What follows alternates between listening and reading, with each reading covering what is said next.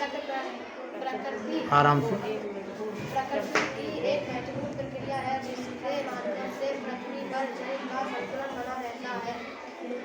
पेड़ पौधे इस चक्र में महत्वपूर्ण भूमिका निभाते हैं क्योंकि वातावरण में नमी बढ़ाने और वर्षा के निर्माण में मदद करते हैं। वर्षा चक्र वाष्पीकरण सूर्य की गर्मी से जल वाष्प में बदलकर ऊपर उठता है। संघनन वाष्प ठंडा होकर बादलों का रूप ले लेता है। वर्षा जब बादल भारी हो जाते हैं तो वह पानी बरसाते हैं। संग्रह यह जल नदियों झीलों और समुद्रों में एकत्र होता है। पेड़ पौधों की भूमिका वाष्प संचरण पेड़ अपनी पत्तियों से वाष्प छोड़ते हैं, जल वाष्प छोड़ते हैं। यह वाष्प वातावरण में नमी बढ़ाती है जो बादलों के निर्माण में मदद करती है। तापमान नियंत्रण पेड़ वातावरण को ठंडा रखते हैं जिससे वाष्प संघनित होकर जल्दी बादलों का रूप ले लेती है। मिट्टी में जल संरक्षण पेड़ मिट्टी को बांधकर रखते हैं जिससे वर्षा का जल स्तर इससे धरती का जल स्तर बढ़ जाता है और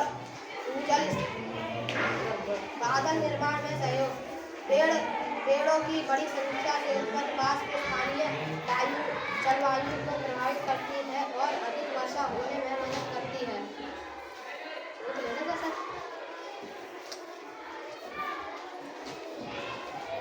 पेड़ों की कटाई से दुष्प्रभाव वर्षा की मात्रा में कमी, सूखा होना, मिट्टी का कटाव, तापमान में वृद्धि। निष्कर्ष पेड़ पौधे वर्षा चक्र का एक अनिवार्य हिस्सा है।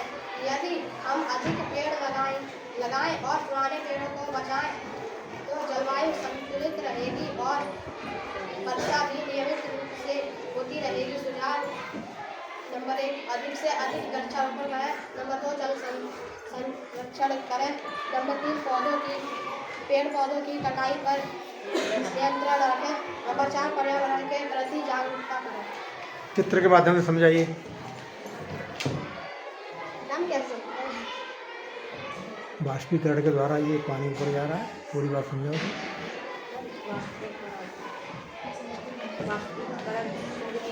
तेज आवाज में। हाँ, सूर्य की गर्मी से वाष्प बनकर बादलों का रूप